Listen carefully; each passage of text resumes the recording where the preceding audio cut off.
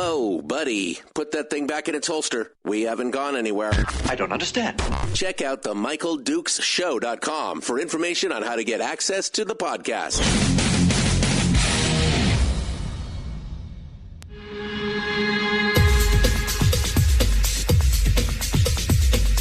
The Michael Dukes Show. The greed and the entitlement is astounding to me. What more could you want from a low-budget radio program? This is a dumpster fire. That's just BS. It is time to get a new perspective. We know just what you need, and we've got just the cure. Open wide and prepare for a steaming hot cup of freedom. I just don't fathom it. The Michael Dukes Show, streaming live across the world. Oh, yeah. Hello. Welcome to the program. Thursday. Thursday. Hi, how you doing?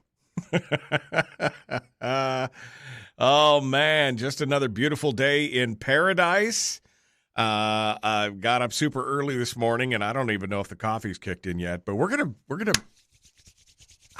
do something this morning. You ready to rock and roll? You ready to dive into this with both feet and grip it with both hands and just rip off the knob and do the? I'm all the different analogies that we can come up with. It's not an analogy, is it? Whatever it is, idioms. It's sayings. I don't know.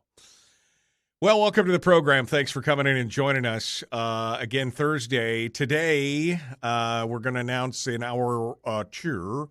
In our tour, we're expecting to hear from Mike Shower for the Shower Hour of Power. That's where he comes in for a full hour to. He just hangs out with us. He just hangs out, and we'll talk about whatever we want to talk about. We don't have anything planned out per se. It's just kind of like the cup of coffee. We just hang out and we kibitz for the full hour in hour 2 today. Now, fingers crossed that all goes well and it's all going to happen because, we've missed a couple. Work and everything else gets in the way. Sometimes that happens. But we are going to be expecting that here shortly. We should see Mike Shower here in hour 2, and I'm excited about that. Then before that, I guess, in hour 1, it's going to be you and me, baby. It's going to be you and me in the headlines. And, hey, guess what? The phones, apparently GCI got their knickers out of the twist. And apparently the phone lines are now working, which is exciting to me, to say the least. 433-3150 is the phone number. 907-433-3150. And that is the Pivotel call-in line, powered by our friends over there at Pivotel and Satellite West. And we're excited to hear from you guys and see what you have to say later on here in this hour of the program. And I'm sure you have a lot to talk about. Yesterday was an interesting show.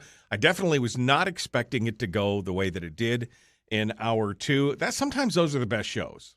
Sometimes where I had a plan and it just kind of goes right out the window.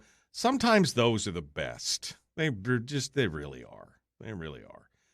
But I am excited to see what this morning's program brings. We got some headlines from around the country and around the world. Around the state and around the country, maybe I should say. We're not going to do world headlines. There are a couple interesting things. One of my favorite authors, his name is Larry Correia, and he writes some stuff that is really good, really thought-provoking, and also he writes some stuff that's really funny. But he's also kind of a political junkie in a lot of ways, very libertarian in his mindset. And he and I are friends, and he posted something the other day on one of his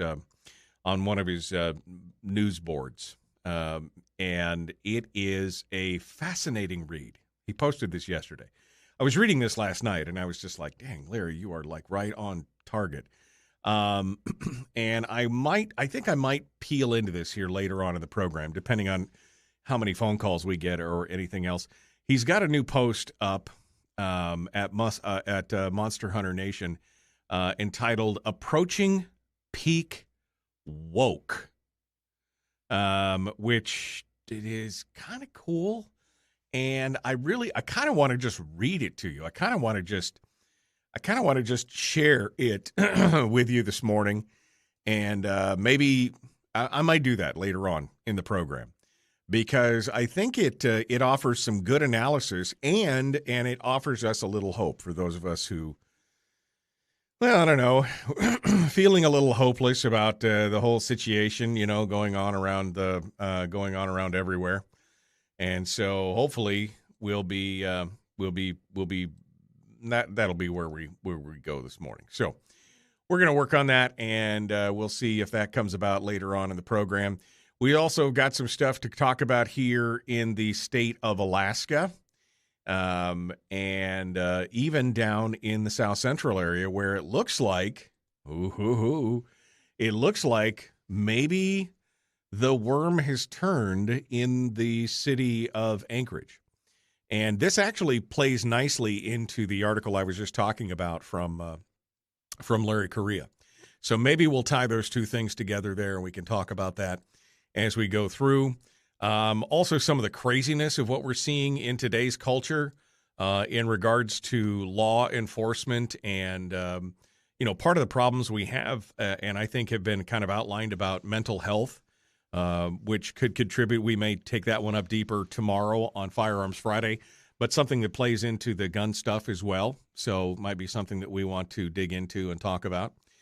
But that's kind of where we're going this morning. So I want to open up the phone lines first things first here. We'll see what you guys have to say at 433-3150 on the Pivotal call-in line. I suppose I should put that up on the screen so that those out there who don't know it and haven't seen the number can see it. I'd like to hear from you on any of the topics that we tackle this morning, or maybe even something that happens. Now, yesterday we announced it, but it is nice to revisit, because every now and then when I feel like I've got a victory, I kind of want to do a second victory lap. I mean, like on the first, after we go around the first time, sometimes I feel like we need to revisit it. And it was announced yesterday.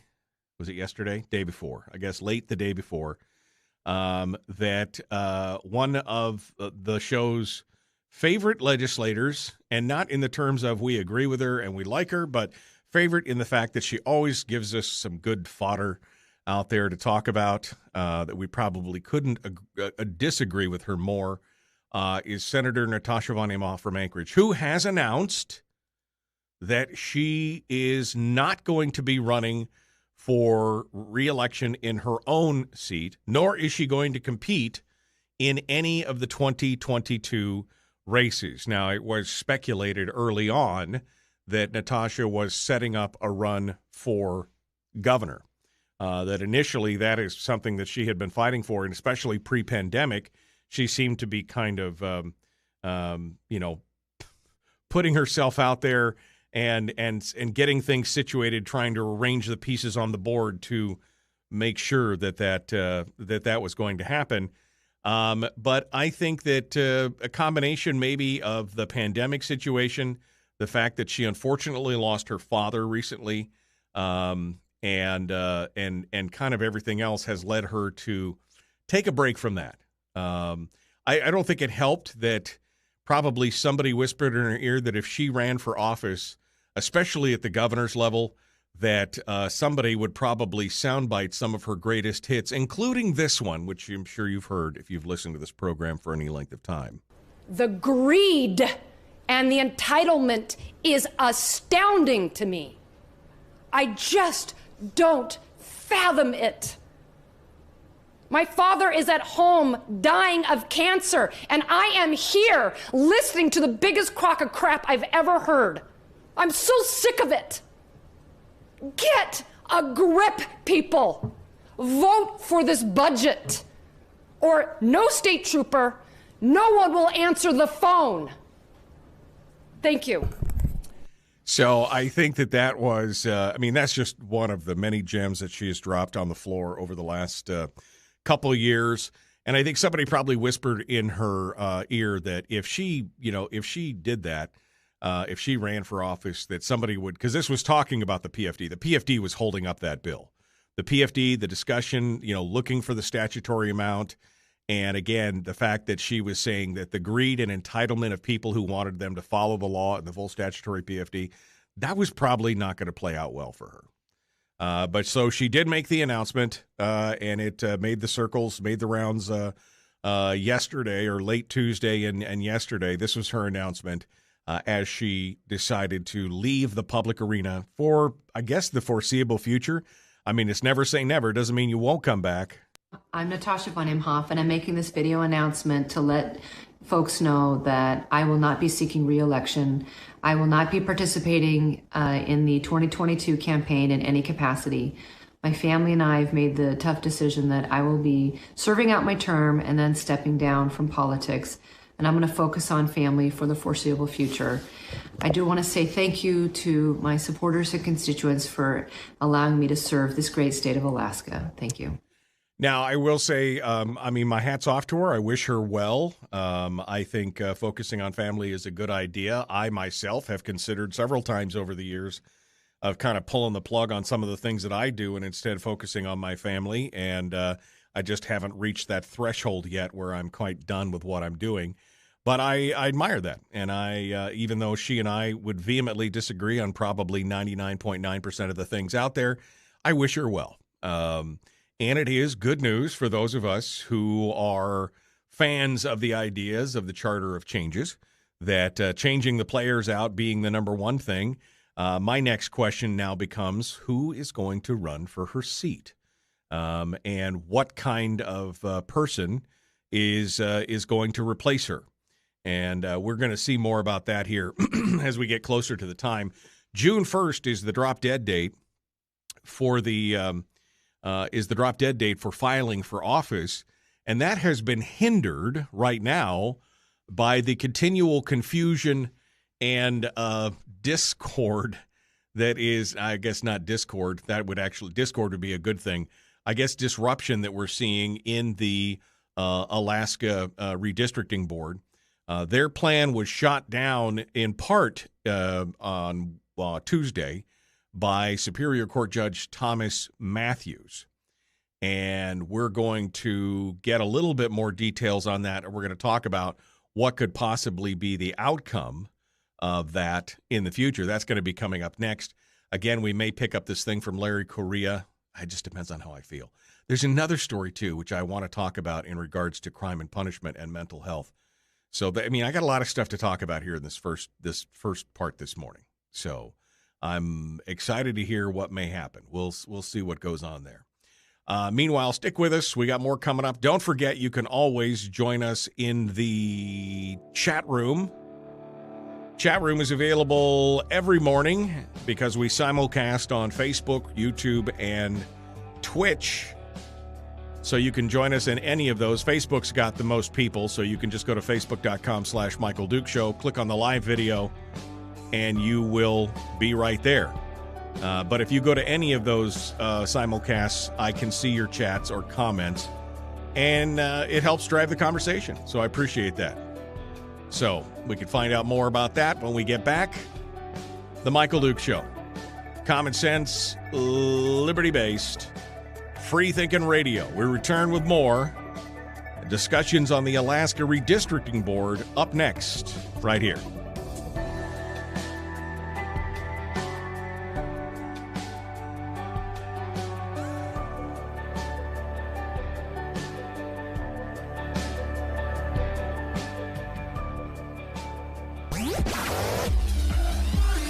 Our light, our guide, and our trusted friend. Michael Duke Show.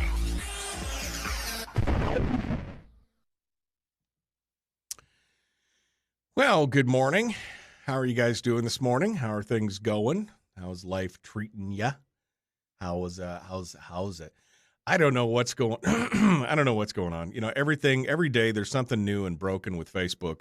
Right now I can't scroll on the comments. Luckily, I'm seeing the comments in the unified chat, my little module that pulls all the different chat features together. But for some reason, I can't scroll the comments on Facebook today. There's no scroll bar, and you can't use the wheel. You can't go up and down with it. So the last comment I see is like 9 minutes ago. Brian mentioning that PJ O'Rourke passed. But yeah, I don't know what. I mean, I've refreshed the page. I've completely reloaded it.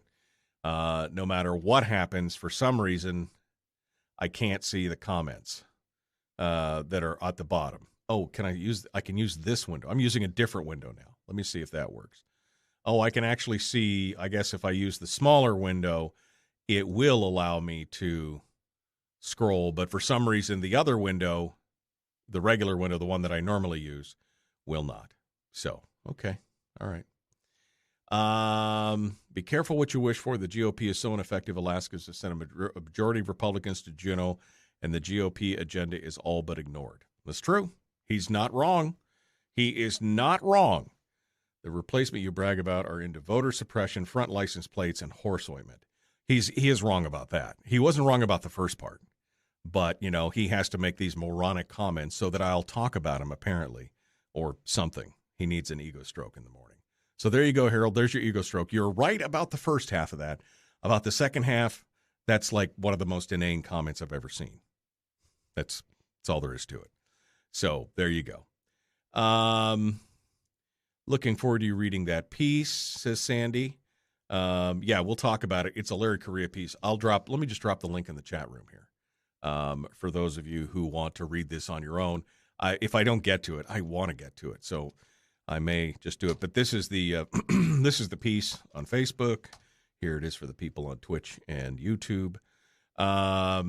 It's a great piece, and I think you should go read it if you got a few spare moments to go do it. Let's see. I feel sorry for her family. So much for their breaks. It's not nice, man. Mia Costello apparently is already in her, according to Rob Myers, who's over on YouTube, Mia is already in her district thanks to the redistricting, and I guess that's one of the districts that they're not debating, they're not discussing. So looks like Mia will already be in her district, so good for that. Mia Costello has been pretty steady on that stuff, and I like to see it. I'm going to miss her, says Chris. And then Sandy says she's a raving maniac. So, I mean, it's not like they couldn't be both. It's not like she couldn't be a raving maniac and you're going to miss her at the same time. I'm going to miss her because she always drops such gems on the, I mean, it's awesome to watch. All right. I guess that's it. I guess that's all the comments this morning. You guys are quiet this morning. 40 people in the chat room right now. I would hope that each and every one of you would do me the favor of sharing the show with your feed on Facebook. And if you're on YouTube, and I know there's probably another 10 people or so on YouTube, I would ask that you not only subscribe and ring the bell on YouTube, but that you also hit the share button and share it to your other social media feeds, whether it's Facebook or something else. I would love to. I'd love to do it. Saving $300,000 on it. Harold is all bent up about the fact that Kevin McCabe got that bill where it saved $300,000 by not having to have front license plates, and he thinks that's a bad thing. He thinks it's a bad thing that if we save $300,000 here, $300,000 there, pretty soon you're talking about real money. But let's complain about it.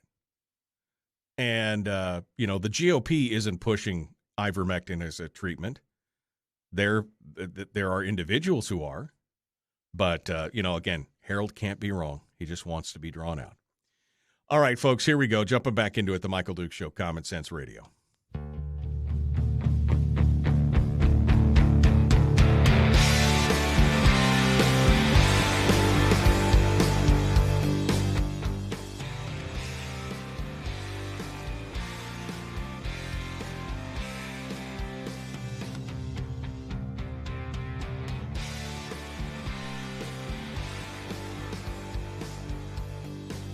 Okay. We are back. And we're talking about the new decision by the judge on the Alaska Redistricting Board and the new voting districts in the state of Alaska. Early yesterday, an Alaskan judge upheld most of the newly redistricted political map, but they did have a problem with two different areas. One is the Eagle River, the East Anchorage Senate seats linking Eagle River and Muldoon. And the other one was a problem with down in Juneau and Skagway, where they were trying to pull Juneau and Skagway together in that decision. Now, here's some interesting things that that came out of this. First and foremost, he talks about how there was evidence that basically is indicating that 3 of the Republican-appointed members, now they're all independents on the board. Now, all of them are undeclared voters, but 3 were nominated by Republicans, including former President Kathy Giessel and Mike Dunleavy for 2, and her for 1, and he for 2. And then the other ones were nominated by, Bryce Edgmond, who's an independent. I'm using the air quotes in case you couldn't hear it. The independent Bryce Edgmond, who was a Democrat until they discovered that that's code for, anyway. So that one, and then the other one was nominated by Bolger of the Alaska Supreme Court. Anyway, the 3 Republican-appointed members of the redistricting board, they said that there was evidence that they worked in secret to give Eagle River greater representation in the Senate, illegally diluting the representation of East Anchorage. He says, while the court does not make this finding lightly, it does find evidence of secretive procedures.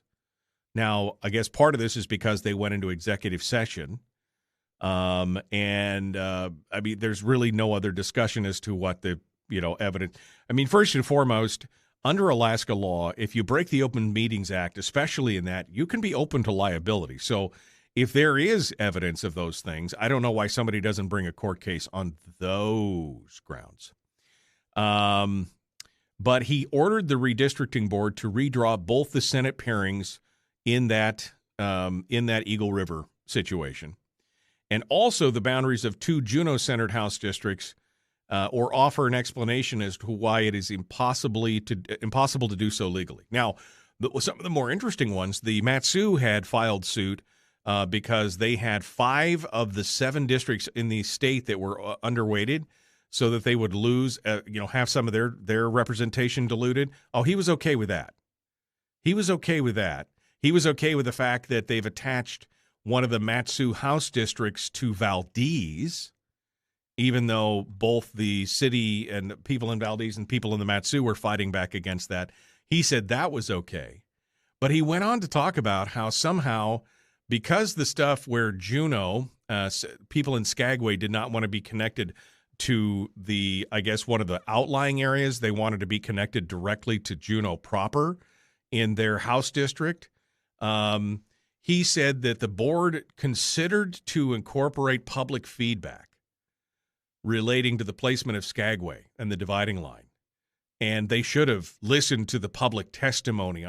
And which, again, while public testimony is an important part of this, it sounds like he's looking to kowtow to the public testimony instead of the law on this. And in fact, John Binkley he said later on that not John Binkley, but Simpson, one of the other members, said, I think that in both instances, the Superior Court's opinion departs from established precedent to the extent that we really owe it to the people of Alaska to take this up to the Supreme Court and get a definitive ruling. Because this is the way that we've done it for a long time. Matt Singer, who's the attorney that defended it on court on Wednesday, said that in his view, the judge's order creates, quote, a new concept that the notion that public testimony should have a higher role or be more important than the views and experience of board members. And this is, I think, part of the problem. I mean, does this become mob rule? If we get enough people out there to say, no, we want to be joined to this other district, does it even politicize the process even further than it already does? I mean, all of a sudden we have to give more weight to public testimony? Because we've seen public testimony sway one way or the other, and especially when special interests are involved, public testimony can be very problematic. But the bottom line is that, I mean, this whole thing, if it's going to happen, it's got to happen quick. So they've approved the rest of the plan, including they ruled against the legal challenges from Matsu, from the city of Valdez, from Callista Corp., from the Yukon-Kuskokwim region. I mean, all these other things. He agreed those are all legal, even though I think there's definitely some questions that could be answered there. But he's ruled those are all legal. But the one that would split Eagle River into two different Senate districts, attaching them to two different, one goes half of Eagle River with Jay-Bear, half of Eagle River with Muldoon. That's problematic. And this thing in Juneau, because they didn't listen to the public testimony. Well, I guess we'll have to see. Now, under the court rules, the Supreme Court, if this is appealed to the Supreme Court, which yesterday morning the board did do that, on a 3-2 vote, the same vote that they took to approve the redistricting map that they submitted, they agreed to appeal this to the Supreme Court. The court has until April the 1st to make a decision.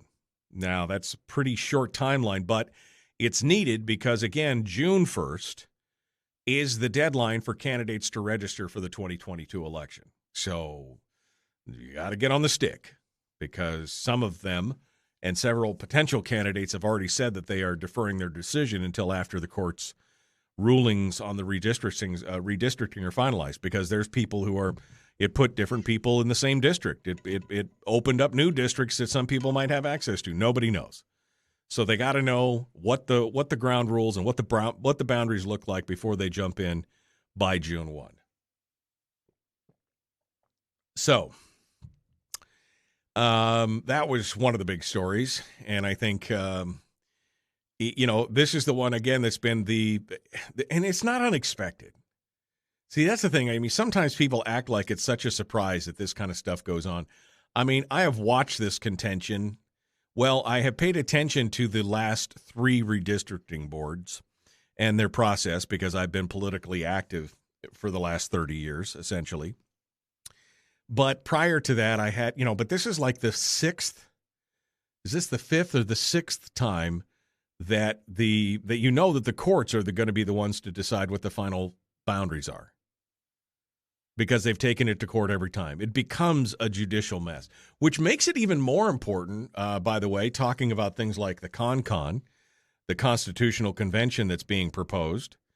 It may lead to more questions about judicial reform. How do we retain and how do we, do we elect judges? How do we retain them? Is it a no or a yes, or is it they have to be upheld? I mean, I think some of those questions, because they're playing a bigger and bigger role in what's going on in Alaska. And I think that we definitely need to look at how we vote, choose, and retain judges. I don't have an answer as to what that should look like, but I think that we should at least have a fresh look at it. So maybe that will be a silver lining in the danger that is the CON.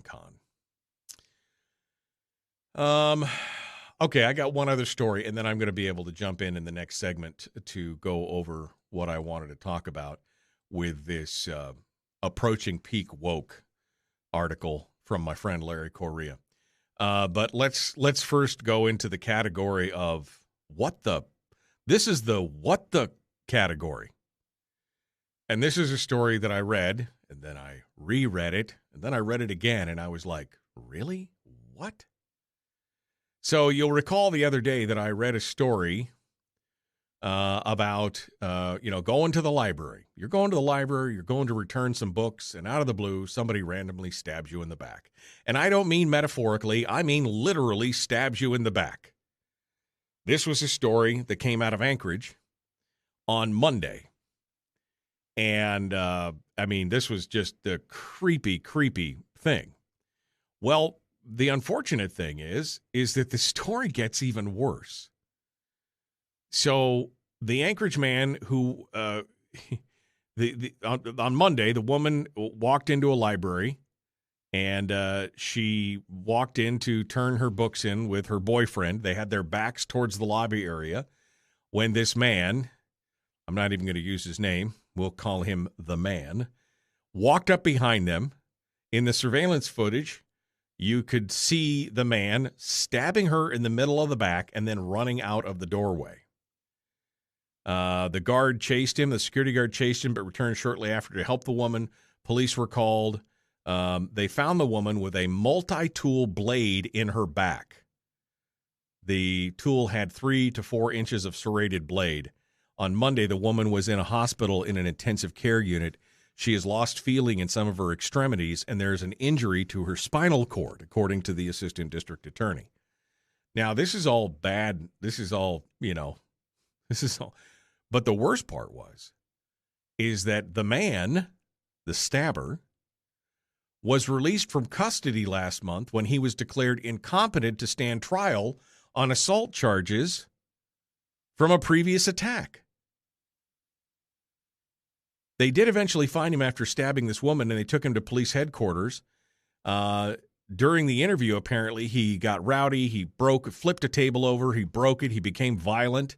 In December, he was arrested on assault charges that detailed random acts of violence targeting women. On December 6th, he hit a woman from behind with a backpack in a Midtown Walmart parking lot, knocking her to the ground. He left that area and then later on began shouting derogatory words at a woman who was walking on Benson Boulevard near Walmart. He then attacked and began punching her, trying to hit her in the face. After he was arrested on those charges, he underwent a competency evaluation that determined he was incompetent to stand trial, and the charges against him were then dismissed, and he was released from custody. What? What?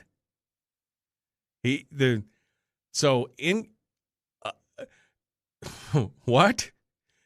He was determined to be incompetent to stand trial. So we dismiss all the charges and just let him go.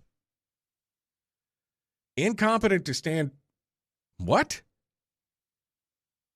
Come on, man. He just had 2 or 3 just random acts of violence specifically targeting women. He's incompetent to stand trial, and nobody thought that maybe there should be some involuntary commitment going on here, that maybe he might be a danger to society and himself, and this is no. So we've got to wait for him to stab and attack and paralyze a woman.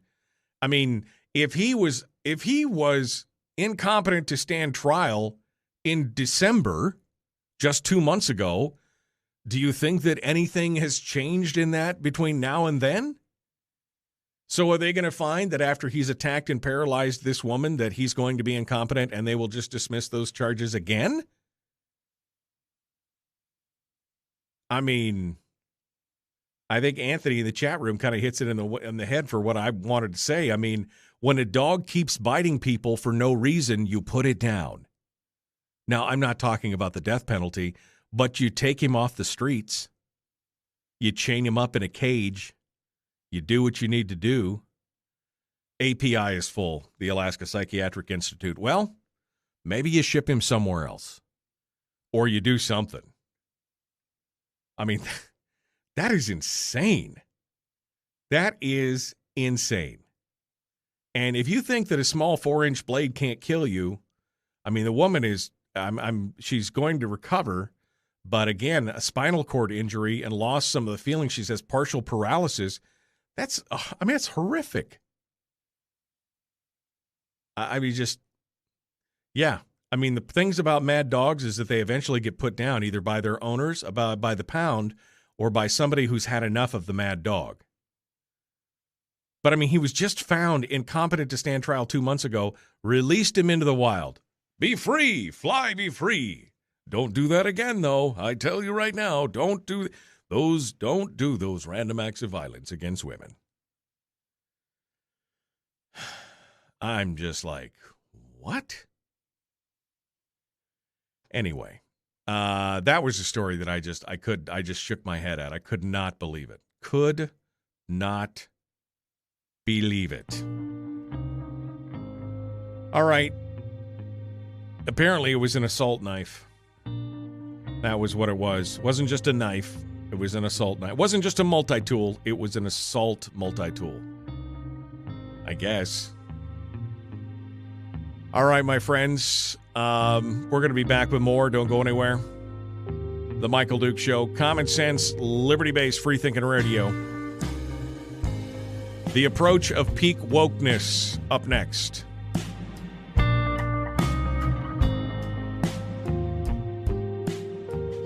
If you missed the show, you can listen to it on your time with Dukes On Demand. Oh, and it's free. Like America used to be. Streaming live every weekday morning on Facebook Live and MichaelDukesShow.com.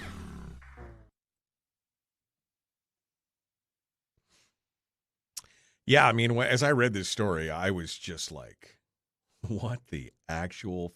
I mean, I don't even know what to say to that. Because, again, what's going to happen now? I mean, that was the thing that really leapt out at me, is that he underwent a competency evaluation in December, found him to be incompetent to stand trial. So, I mean, that's just under 2 months ago. And now he's turned around and just stabbed some random person because she happened to have double X chromosomes. Right? The part that I didn't announce was that he had encountered police again 3 days before the stabbing. He had another interaction with police 3 days before the stabbing. The charges from that were forwarded to municipal prosecutors, but he was not arrested at the time.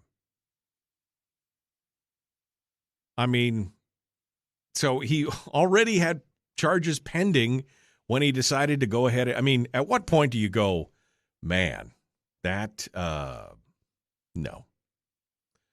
Bad dog. No donuts for you. So, yeah.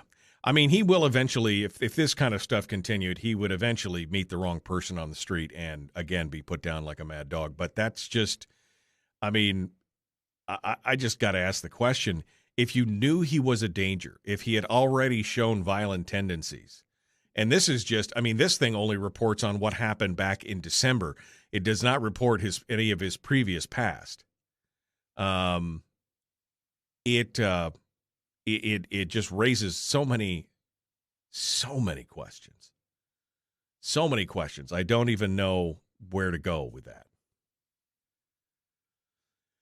But, I mean, this is the society. And people wonder why I carry a gun, right? People like, why do you need to carry a gun? Well, let me, case right here, case in point. Why do you carry a gun? Right here. That's crazy stuff.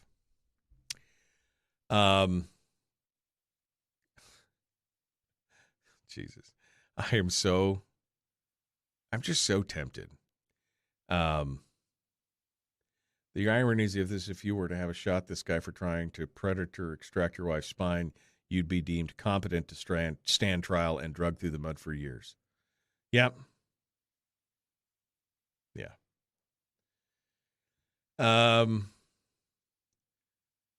We wish you were a sports fan. Why? Because you don't like... Here's the thing, Harold. There's this button over here, and if you click it, it's got a little X on it. You don't have to hear it. And more importantly, we wouldn't have to hear you whine about it. I'm so tempted just to block Harold just because I get... But, you know, I want to have the open and free exchange of ideas, but the whining, I wish I could just hide his comments from myself for a while. He could comment to everybody else, but it just makes me tired. Just makes me tired. Segments like these, we wish you were a sports fan. Well, again, nobody's put a gun to your head and made you listen, buddy. Not one person. And in fact, probably you'd get a standing ovation from the chat room if you left. I'm just saying.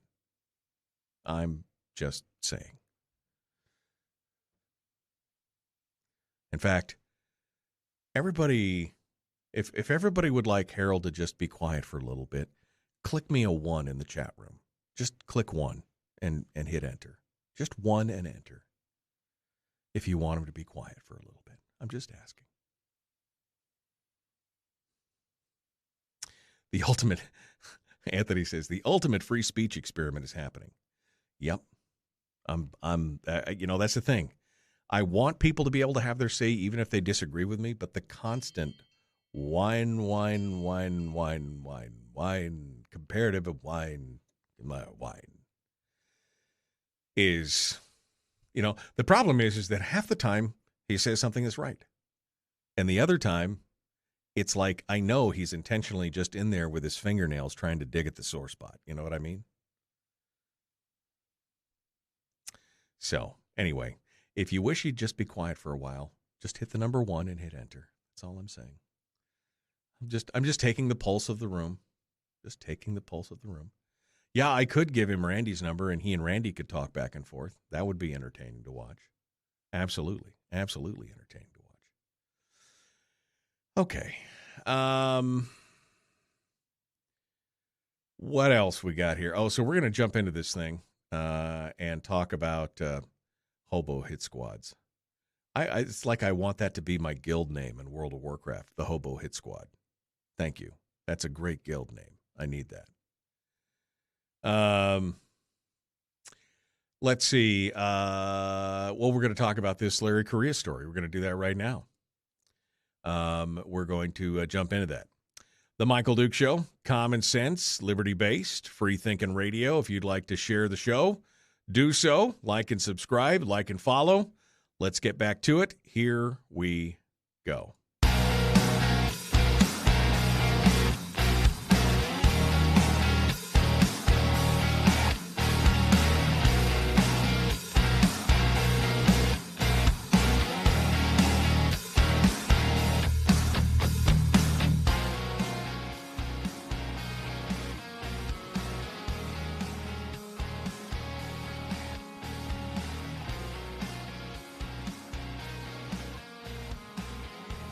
All right. Let's continue on here. I want to talk for just a second, and this is the setup for the remainder of the segment. There was a report out, Suzanne Downing over at Must Read talked about the Anchorage Municipal Assembly race, which, for those of you who don't live or work around the municipality of Anchorage, you don't realize that their assembly race is really, it's weird. It happens in April. So it's like opposite of everybody else in the state. And it happens in April. So we're just about ready to get geared up to do the hard running, the 5 or 6 weeks here before Election Day, which is April the 7th, I think, if I recall correctly. I know it's not April 1st, which is kind of ironic. But it is April the 5th. Sorry, April the 5th. Is going to be Election Day in the South Central area. And so they're about to start running hard. And Suzanne Downing is, she breaks it down for us as far as the races and the financial reports, which is always a good indication of, how serious people are about different races and things like that. And so she highlights the fact that many of the conservative candidates have raised a significant amount of money. In fact, a lot of these races are going to be more than you would normally raise for a state race, for a state house race or something like that. One of the most hotly contested seats is the one that's held by Forrest Dunbar. And you can see that this race is going to be big. Back in 2019, on his beginning of the year report, which is what this is based on, he had only raised $37,000. This year, he's raised $167,000. But the Republican contender, Stephanie Taylor, is pretty well known, respected, has some name recognition, and she has raised $109,000. So we're already past the $250,000 mark on this assembly seat. And I'm wondering, does this mean that the silent majority has awakened? Then you've got the race for Meg Zalatel's seat. Zalatel, of course, was facing a recall and everything else. She has raised $50,000 on her beginning of the year report. Kathleen Hensley, the Republican challenger in that race, has raised almost twice that, almost $90,000. So that is looking like it could be a year of overturning. Then you've got the race for John Weddleton's seat, who Suzanne Downing says is a liberal. I've had some dealings with John, and I've watched what he's done, and he's really more of a moderate than anything else. So I think that that's a mislabel, just in my opinion. But he and Randy Salt, who is the Republican, are pretty well evenly matched. Weddleton has raised 57,000. Salt has raised 62.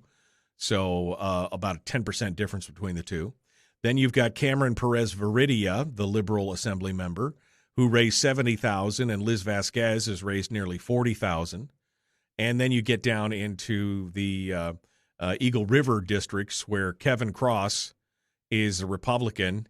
He is running for the seat that is there, and Gretchen Wemhoff, this is the seat that I think is held by Allard that she's not running for. She's running for State House. The Democrats raised $57. The Republicans raised $15,000. So, I mean, I think that when you look at this, you're seeing that maybe that silent majority is said, we've had enough. And that leads me over to this article from my friend Larry Correa, who's an author. He's written the saga, the Son of the Black Sword saga. So it's the saga of the Forgotten Warrior, which is a fantasy series. He's also written the Monster Hunter International series. He's written some stuff that is just hysterical as well. Anyway, I won't even get it. He's got some great books out there. One of my favorite series is the Grim Noir series. He's written some amazing books, and I really like how he thinks, more libertarian than not. He's got this article called Approaching Peak Woke. Now, I'm just going to read through it here for you because I think this is an important thing to hear, because I think that we a lot of times feel like we're beat down. A lot of times we feel like we're beat down and we're not going to make it, and I think he makes some valid points into showing that maybe the worm is turned. Maybe people are sick of the kind of this woke attitude. And he starts off talking about the San Francisco School Board, which, by the way, if you hadn't heard, the three school board members who were under recall because they were too busy renaming high schools and taking people's like Abraham Lincoln's names off of high schools. They were too busy to do that than to allow the kids back in school. They were all recalled at a 75% margin, each and every one of them. Everyone that was up for recall, gone. In San Francisco, the bluest of the blue. So he starts off there, and he says, I truly believe we're at or nearing peak woke. The San Francisco School Board was just overwhelmingly voted to be recalled. Pundits are already blaming it on secret conservatives in San Francisco, the bluest city in America. Across the nation, regular normal people are done with woke stuff. They're done with the COVID control freaks. They're done with incompetent, petty tyranny. They're done with self-proclaimed experts being constantly wrong but still handing down arbitrary commands. That combo is going to make the upcoming midterms the biggest bloodbath election in the last 100 years. Purple is going to flip red. Blue is turning purple. 30 congressional Dems have retired because they see more accurate polling than we do. Seats that are normally Democrats on the plus 13 side aren't safe. The polls about how people identify have flipped in a manner that the establishment can't even sort of understand yet. Some do. Those are the proverbial rats fleeing the sinking ship. Polls are always oversampled Democrats, but even the ones that show Democrats up by 7 have them being trounced now. It won't be Democrats up by 7. It's going to be Republicans plus however many people said enough. The progressive left has driven off many of the people who they always assumed would make up their permanent demographic majority. Democrats have infuriated independents. Nobody expected New Jersey to be in play. Nobody expected Virginia to flip, and as the polls swung, the left would do nothing but panic and do dumber and dumber stunts. I expect to see lots of tiki torches and fake hate crimes in the coming months. Their figurehead, Joe Biden, is despised by his enemies and pitied by his allies. He inspires no one. They have no wins, nothing to run on, nothing to point to. If they were smart, they would do an emergency course correction and abandon the control freaks, but they can't. The liberals abdicated. The moderates fled. The woke progressives are steering the ship, and they are addicted to outrage. They only have one play in their playbook, which is to scream about how everyone else is some kind of hate monger. Regular people just want their money to be worth something and their stores not to be empty and their schools not to be indoctrination centers. while the woke running the left can only offer them increasingly crazy, insane identity politics instead. The reckoning is coming. The left is about to reap the whirlwind of their hubris. Of course, the GOP will flop and squish and squander this unless these same angry voters won't allow them to do it. The invertebrates like Mitt Romney will see the Democrats take this generational loss and will want to reach across the aisle to help them back to their feet. They'll be bipartisan. No. They lost because they deserve to lose because their ideas are evil and the middle realized that the left is actively destroying America. Crush them, drive them from any position of leadership. This loss needs to hurt. It needs to be a wake-up call to the Democrats who aren't insane leftists, however many of those may remain. The woke must be cast down. Their philosophy is a cancer in the bones of our country. The moneyed, educated elite of the left have loved the woke because they have been a useful club to beat their ideological enemies with. But once the woke became a liability, they will be dismissed and forgotten, just like the hippies were a great big deal until suddenly they weren't, and then they became a fringe joke. That's a big if, though, because I'm not sure how much the Venn diagram of woke and elites overlap. So if Democrats can't jettison wokeness, then regular people will make sure they lose so damn bad they don't have a choice. That's what's coming. Pundits will blame it on COVID fatigue or racism or sexism or Russians or something else, but it's not. It's all tied together. It's a backlash against one giant, overwhelming philosophy combining the federal Leviathan, woke megacorps, and a mob of useful idiots into a pseudo-bizarre religion. It's a completely disconnected from reality and rules with a very stupid fist, and regular people aren't even allowed to question it or stand in its way.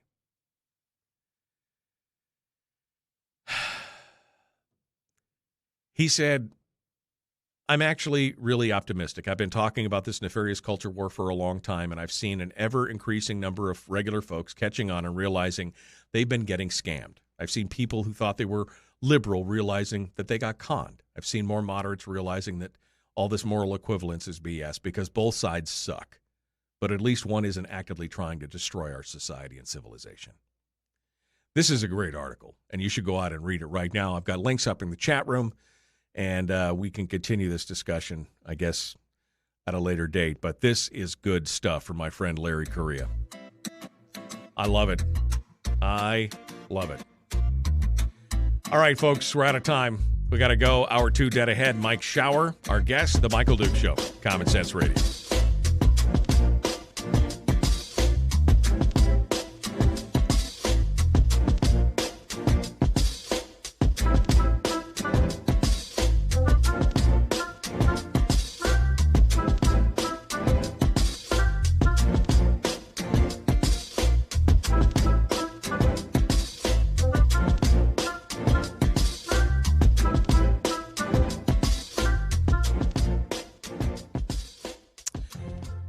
Well, oh, man. Sure much good stuff. All right. It is time to get ready for Senator Mike Shower, who's going to be joining us here in just a moment. And in fact, I probably should make sure that he's got all the right information. All the right information. Do you have the information? Yes, it is here. Tell me to call you. Where is it? There it is right there. Okay. I got that. Put that over there. Hit paste. Boom. Look at that. All done. All done. Good morning, Charlene. Thanks for coming in. Larry Elder would be governor if Newsom had not bought off poor voters with state money.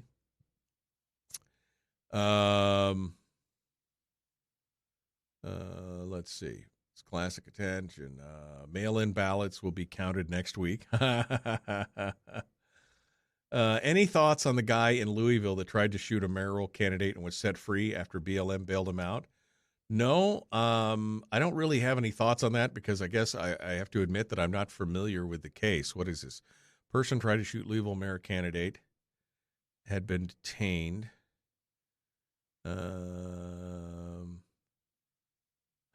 I hadn't heard about this. Well, I'll have to read into this, and we will. BLM Louisville bails out suspect of attempted shooting of the mayor. We'll have to. I'll look into this and we'll talk about this tomorrow. This will be a good Firearms Friday topic. So we'll talk about that again. My question is, why do you carry a gun? Pretty much that right there. That's pretty much the reason right there that I carry a gun, because that is the reason. All right. Just double checking that make sure all my stuff works. And we're ready to go. Okay. Coming up tomorrow on the program, we're going to have, who's going to be on the program tomorrow? Somebody. I've got a guest tomorrow. I've already forgotten. That's how important this stuff is to me. I've already forgotten. This is why, by the way, that I have, this is why I have a calendar. Who's going to be on the program tomorrow? Come on. I'm waiting for it to load. All of a sudden, it just freaked out. That's who we're going to have on the program tomorrow. We are going to be talking with Stephen Holbrook. He's a senior fellow at the Independent Institute, and he's the author of the new book, A Right to Bear Arms, A Constitutional Right of the People or a Privilege of the Ruling Class. And this should be a fun discussion and interview. That's going to be happening tomorrow, the first part of the show, in hour one. We're going to talk about that with him. Okay, so that's coming up tomorrow. Stephen Holbrook. Remind me to mention that when we come back to the radio. Come back on the air. Okay.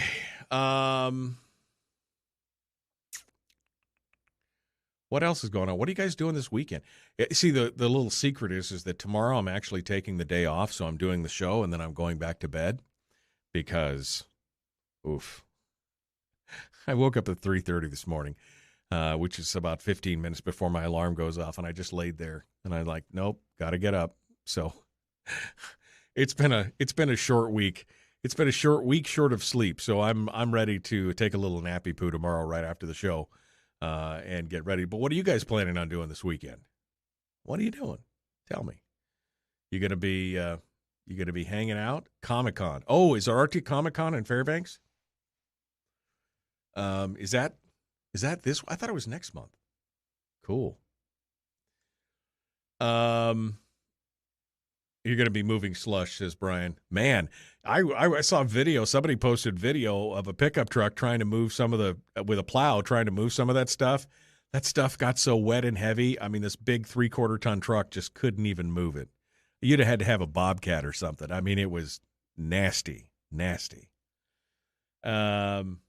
The boys will be at Comic-Con. I will be at the garage making some knives. My son has expressed an interest in doing in forging some blades. And I'll be honest with you, I've watched a few of the homemade blacksmith things. I love crafting. I love woodworking. I love ironworking. I love all that kind of stuff. But my son has expressed an interest in it, and I've seriously considered maybe investing in a few things to make some of that stuff. That would be fun to make some, knives or things like that. It requires a few more tools than what I have, but I've been considering that. You have to shoot me some videos or something, Jimmy, of you working on those knives in the garage. I'd love to see it. I'd be interested to see it. All right. We're about to jump into it. I think Mike Shower has now joined us. Good morning, sir. How are you? You think correctly. I think correctly. Well, I've never heard that before. Usually it's incorrectly is all I hear about how I am.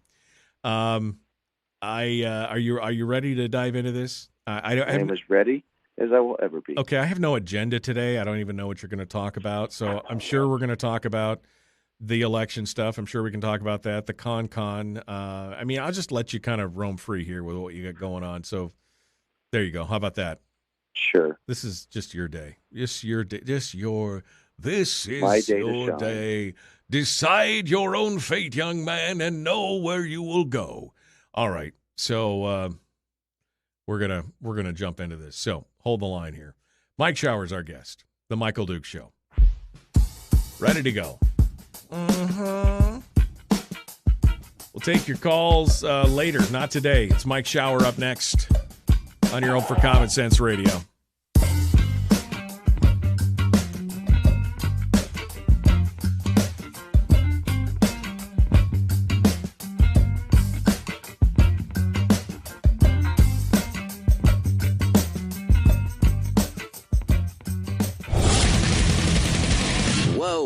ready. Put that thing back in its holster. We haven't gone anywhere.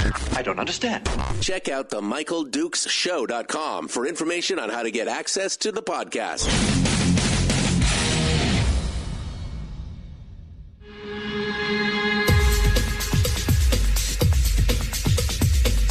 The Michael Dukes Show. The greed and the entitlement is astounding to me. What more could you want from a low-budget radio program? This is a dumpster fire. That was just BS. It is time to get a new perspective. We know just what you need, and we've got just the cure. Open wide and prepare for a steaming hot cup of freedom. I just don't fathom it. The Michael Dukes Show, streaming live across the world.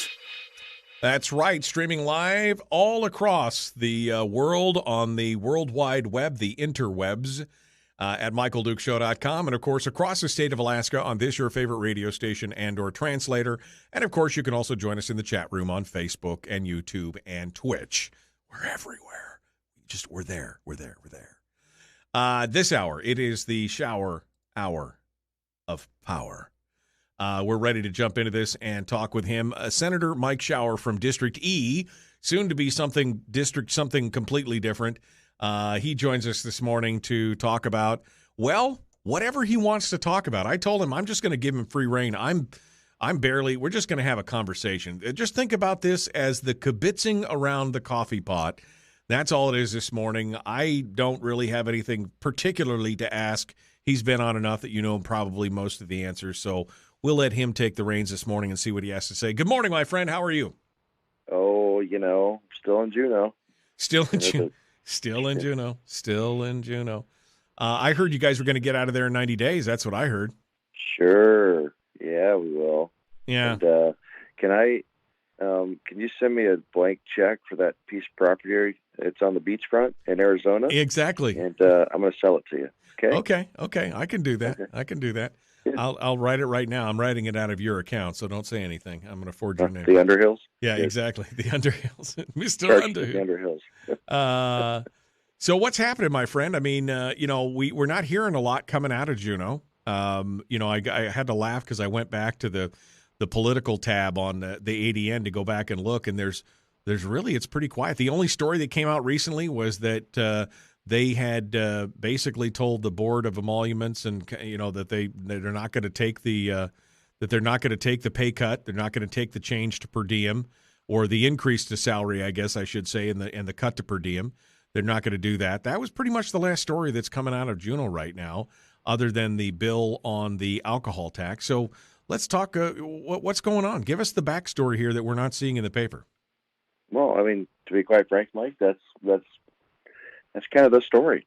There is nothing going on. There is a few little bills moving here and there, but I'm pretty busy in the one committee that I chair, hearing a lot of bills, but that doesn't mean much because you can hear them and move them, and then the next committee either doesn't hear them or finance won't see them, or Right. They don't make it to the floor and they just sit there. So, a lot of this, quite frankly, what I've learned in the last couple of years is kind of more busy work, because it's like somebody files something and makes a big deal. I got a bill, look, and all this work I'm doing, and Look really, at me! Look at me!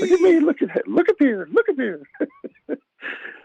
and hey guys, and but nothing's really going to happen, and that's a lot of it. So there's that.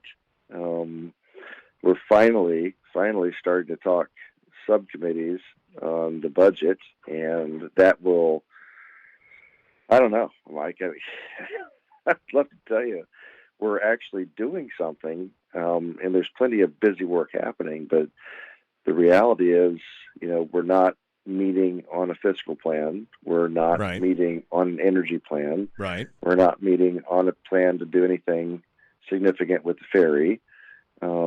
So, I'm kind of looking at it and going, we're not really doing anything that is going to solve long-term problems. We're meeting to spend the money. That's what we're doing. We're meeting to spend all that federal lucre that we've gotten. Well, there's a lot of talk about that. Now, that is definitely wants to, everybody's all money. We got money, federal money, got tons of money coming in. Look at that. I need some of that. Give me some of that. Yeah, well, there's plenty of talk about that. So what happens next year when the federal money's not there? What happens the year after that when we have another $500-600 million deficit and we're not equal again? What happens then? I mean, that's the thing. Nobody is. They're always thinking about what's going on this session, what's happening now, not what's happening in 2, 5, 8, 10 years. It's always something new. That's the problem, isn't it? Is that, well, you got money now. I mean, I had a meeting yesterday with a group and a business group, and one of the guys asked a question. It was an innocent question. He wasn't, asking it maliciously. And he's like, well, because I kept talking about, we have to solve the problem. We've got to do something with the permanent fund of the dividend. We've got to do the spending cap. We've got to balance the budget. So that's probably going to include the conversation of taxes and reductions and all, that whole comprehensive type plan, even bits and pieces. But he's like, well, right. If we have money right now and your income is now good because you've got over $1 billion of extra money from oil because of the price, and you got all this federal money coming in. And he's like, why do you really need to, work on the fiscal plan? And I go, well, that's the problem, isn't it? I said, because you have money, every time we have money, we spend it, or we grow government, or we build bridges to nowhere. And then when the money spigot tightens up, we don't have the money, and we're back to fighting. And we're taking the low-hanging fruit, and we screw over the middle class and the poor these days, thanks to Governor Walker, and then a complicit legislator, because we take the dividend. So, at least we screw over the middle class and the poor while government gets fed. I mean, we're not solving the problem. Right. So that is the issue right now. Everybody's, lots of money, so there's less impetus to solve the problem, when the very thing we should be doing while we have money and have a chance to breathe is the perfect time to solve the problem. So like you said, when the money spigot inevitably tightens up and the price of oil drops and the stock market crashes again or goes back down, which it does, right? Everything's cyclical. Then we'll be back to not having money, because that's pretty much what we depend upon. We have oil revenue and we have the earnings from the permanent fund. That's mostly what funds our government now. So we're volatile, right? Because both of those are cyclical. We don't have a really good discussion with another group yesterday talking about the oil economy. So look at Venezuela, look at Alaska, look at states that are dependent on oil. They can basically boom and bust cycles, right? And so right. I'm looking at them going, that's why we don't have something like Texas that has a lot of oil, right, too. But they also have a big economy on all kinds of other things where they are diversified. They have all kinds of production, all kinds of farming. They have oil and gas. They have massive industry that's come in. They've got 35 million people and a stable tax base, so they don't have those wild swings like we do. And so it's like, well, if we're not going to solve the problem, we're going to, like you said, next year or the year after that, we're going to be right back to where we were. So it's very frustrating. And I had a lot of meetings yesterday. One of them was at the group at 7 o'clock in the morning with the kind of, you think Juneau, like, there's like one conservative group, but actually there's quite a few. Last Friday, I talked to a big group in a church downtown. At the end of the night, like they were there. We were there for like 3 hours, Mike. 3 hours. They kept asking question after question. It was fantastic. And then the group yesterday, same thing. It's like solve the problem, right? And everybody's got that same sense of, here we go again, more money. I'm like, I know. So it's like what's the same day, different song? Is here we go. Yeah. So, you and I both. Kind of what it feels like. You and I both. Groundhog Day. You and I both love to analogize to movies that we love, right? I mean, we always, pick something out. Every time I think about the state of Alaska and the history of finance in the state of Alaska, I'm likened back to the Pirates of the Caribbean movie, and I can't remember if it's the second one or the third one, where they're running back and forth from one side of the boat to the other. Remember that? Yeah. To roll the boat over, right? And that's what I'm reminded of every time we talk about the finances and the history of the state of Alaska and what we've done. As you said, we have, oh my God, we've got lots of money. Oil's high, everything's going good, and they all run to one side of the boat. And then all of a sudden, oh my God, the bottom dropped out. They run to the other side of the boat. And it's just like nobody can find that middle ground. Nobody can find a way that, hey, when you've got lots of money, maybe you shouldn't spend it. Maybe you shouldn't put it on shouldn't create all these new programs. Maybe you shouldn't build AstroTurf fields on every remote community in the state of Alaska. Maybe you shouldn't, spend millions and millions and millions of dollars on engineering buildings that you're going to have to heat and light and maintain for the next 50 years. maybe you shouldn't do those things, but nobody can see that. It's always just the money's there. Let's spend it. And then the big shock face when all of a sudden everything goes away. I mean, it's crazy. Well, I mean, look at the ferry, Mike. I mean, one of the guys was talking to me. He'd been at the ferry, for a very long time, decades, and he was discussing that. Man, I got ideas on how to fix this and how the things we can do. And one of the things he brought up was something we discussed, because again, that's one of many groups of legislators I'm a part of that are working on these different ideas and plans. God knows if we'll ever get them through anything or ever get leadership or anybody to listen or do anything about it with all the other influence, especially when you start talking, then this union gets spun up or that union comes up, and all of a sudden you got lobbyists and unions running through the bill and tell everybody how important it is. You can't do that. You're going to kill jobs and et cetera, et cetera. So so you got the brakes are on, you get nothing done. But we were having that conversation, and I've had it before. He's like, wait, we've got these boats and we run them. He's like, why are we running, this big boat to this spot twice a week? He's like, when you should be doing it, every other week, kind of thing. I go, yeah, I know. Exactly. Right. But then you'll say, well, the union contract, though, to pay everybody says you got to run a boat empty or not, X number of days. And then you run the boats into the ground. And then you start getting behind on maintenance, right? And then the boat breaks, and then you don't have any service. And then, it's like it just keeps rolling and rolling. And we were talking about the inter-island ferry that's running smaller boats, as the need arises. And they're making money, and they have very little subsidy from the state. These are just some of the ideas, and it's like, but you can't implement them because every time you try to implement somebody comes back with it. Well, you're going to hurt these people, right? Or you're going to hurt that community, or whatever. Yeah, my ox is going to get gored on that. We can't have that happen. I'm all for cutting everything, but not in my backyard. Don't cut into my sacred cow, kind of thing. Oh, it's just so. Anyways, and then you go back to building. Mike, need to build stuff, right? Build dams. We need to build power stations. We're looking at mini nukes, which I know some people's heads explode when you talk mini nuclear, but think of a mini nuclear generator out in Bethel or Nome or even Copper Valley, because they came through wanting to take a look at it in places where you have these very expensive energy grids that cost, 40 cents per kilowatt hour. I mean, just ridiculously expensive. And you're doing it with, hundreds of thousands of gallons of diesel, to keep it running, for example. So there's so many things that we are afraid to do because of an environmental group or because of a union group or because of name the cost or because it's dangerous. Or, well, getting up out of bed is dangerous every morning. Come on, folks. Yeah. Start building stuff again. We used to grow. We built things. We weren't afraid. Now we're afraid of our own shadow. So, we spend money we don't have. We are afraid to build things. We don't want to really diversify our economy. We talk about it all the time, but then we never actually do anything. We sit here and study the problem to death, right? We're going to have a committee on the committee to study the committee. And then 2 years from now, we'll have a committee to talk about what the committee to study the committee talked about. To see if we're going to actually do anything. We do nothing.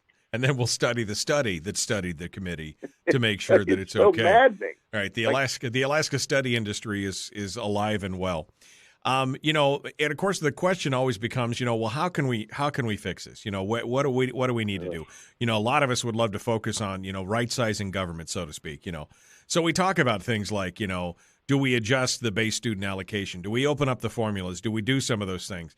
But in this environment, and especially in this cycle, in this go around, seeing that they've got all the extra money, they've got the elections coming up and everything else. I mean, is that like just peeing into the wind? I mean, because, you could put forward a bill that would adjust the base student formula or do something else, but, does it basically just go where all bills go to die at this point, the second that it leaves your printer? I mean, what happens?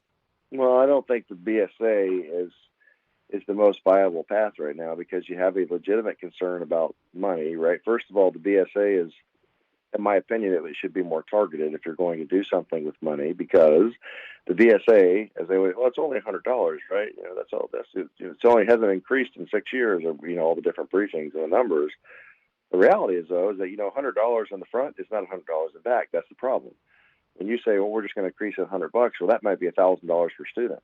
That might be $1,500. It's not $100 because of the formula and how it's applied and where it's applied in the different school districts. It's a lot more than $100 per student. That's the problem, Mike, is that it's not a fair comparison and it's not apples to apples in this case. So just increasing the formula isn't necessarily going to solve anything, and then it's a lot of extra money that isn't targeted to where your problem is. If we're going to do something, It needs to be metric-based, right? Performance. Show me the fact that we are the third in the nation for spending, tied with the other top two, basically, somewhere north of $20,000 per student, because it's not the same, right? Some districts are expensive, some are not as expensive based on road, rural, et cetera, et cetera. We need to be doing things like the Read by 9, right? We know by watching other states that Read by 9 works. If you implement the program to guarantee every kid that can read by the age of 9, they become successful. Typically, they go on and finish school, they do well, they become productive members of society, et cetera, et cetera. If they don't read by 9, which is a lot of the problem we're having, then the kids tend to fall off the radar. They get hooked into drugs and alcohol, depression, they drop out of school, things don't turn out well for them. Read by 9 works. Almost every state of the nation that has implemented it has turned their education system around. Here's Alaska. Years later, since I've been here trying to work Read by 9, and we can't get it done. Instead of talking about money that clearly does not provide the performance we're looking because we're bottom of the nation in virtually every category, how about we do something different? That's the problem. It's like the VPSO program that you and I were talking about years ago. We were trying to change it to have a different structure. Well, we'll just give it more money. Like, well, money clearly hasn't worked 60 years later. Why are you going to do that instead of doing something different and trying an alternate approach? So the BSA, sorry, guys. Well, tired of giving you money if you don't have the performance. Let's do something different in policy. Is money really an issue? I mean, according to something that I read the other day, the schools in the state of Alaska received something like $521 million in federal funds through the COVID stuff, and they barely spent 20% of it. So, I mean, is money really the problem at this point, or is it the fact that something is fundamentally broken in the system and we just are refusing to address that? Mike, it's not even that. Look at the last 2 years. Most of our teachers are working from home. You don't have the big, cost on the buildings. I mean, the participation rate in actual classrooms has dropped significantly as well because parents said, the heck with it. I'm homeschooling my kids. I'm taking them to charter schools. I'm doing something else because the public education system, I mean, the kids aren't even going. Right. And the kids that are, they're depressed and other stuff because they're wearing masks at 5 or 6 years old, right? And the kids are crying and upset and they can't see each other and they're stuck and they feel like they should live in a little plastic bubble because they're afraid of touching anybody and catching some disease that has a 100% chance of survival for them at their age. We have so screwed it up right now that you look at it in Anchorage is another example, right? It's like they're building more square footage, but their participation rate, number of students is dropping significantly. We need more money. Oh, no, you don't. Stop. You need to turn your education system around and actually do things in policy and quit fighting things like Read by 9 that would force you to have to actually perform. Right. That's what we need to do.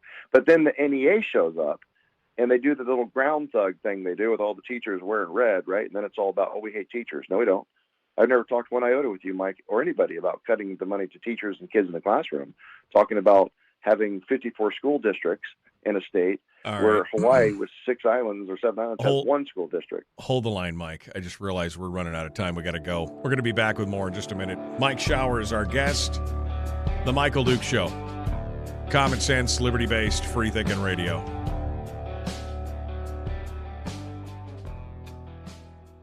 Sorry, we both got a little verbose there and run close to the break. You do that to me, you get me all spun up, and then you make me hold. I know. Terrible. That's how it is. It's how I work around here, baby. It's just how I work. Keep your guest off guard. Yeah, exactly. I'm just trying to keep you on your toes. All right. What is? Holy cow! What's your spare time look like right now? You got none, right? I mean, you're just basically. Mike, I need 28 hours in the day. Yeah. 24 ain't enough right now. I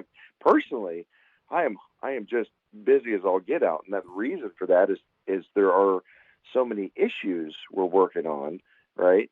But I'm not convinced any of them are going to go anywhere. But at the same time, I'm duty bound to do them, right? I'm here for a reason. I'm here to try and solve problems. I am frustrated at nearly every turn.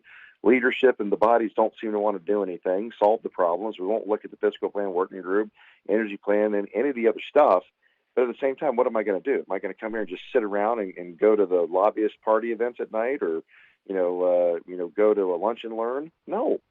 I'm here to work. I'm here to try to solve the problem. So I'm doing my part, and I am still trying to move bills that matter. I'm still trying to work on the ones I have, even though I know they're not going to go anywhere. Like, for example, we just heard my SB 31, no binding caucuses yesterday in judiciary. Right. Getting ready to kick it to rules and watch it like the penalties in hockey, probably go there and die because they don't want to vote on it. Right. Even though it's legitimate. Right. So, no. Well, there's a few bills. I mean, you've got that bill, the no binding caucus bill. You've also got, don't you have a bill to reset the legislative session to on the road system? Isn't that something that you're talking about as well?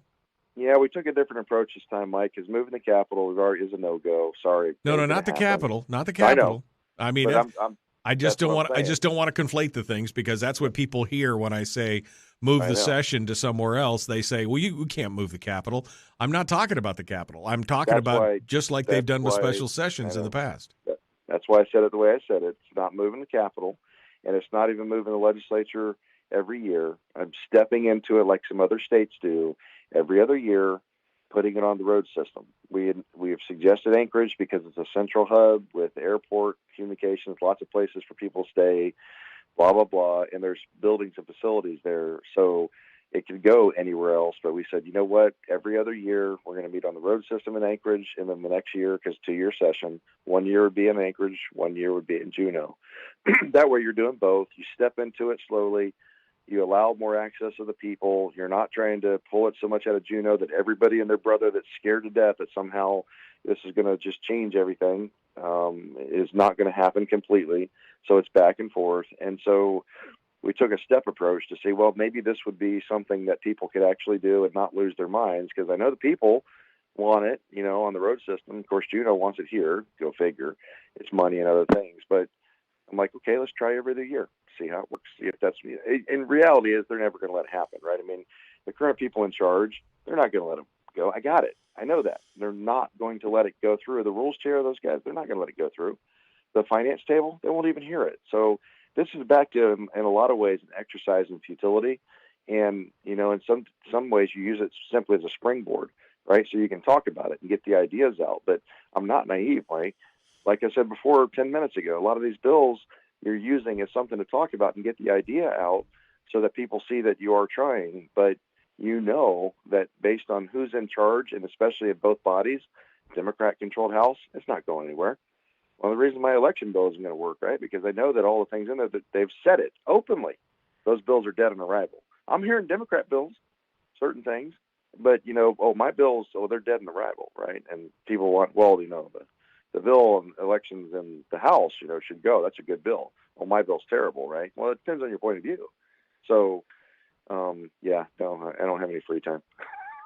No free time. No free time at all. No. Well, and that's I'm glad. I'm glad that you're here to at least share some of this with us, and even your frustration with us. I'm glad we can hear about it. We're going to pick this up here on the other side. Folks, like and share this video. Like and follow the show page. Hit subscribe and ring the bell on YouTube, et cetera, et cetera. The Michael Duke Show. Common sense, liberty-based, free-thinking radio. Here we go.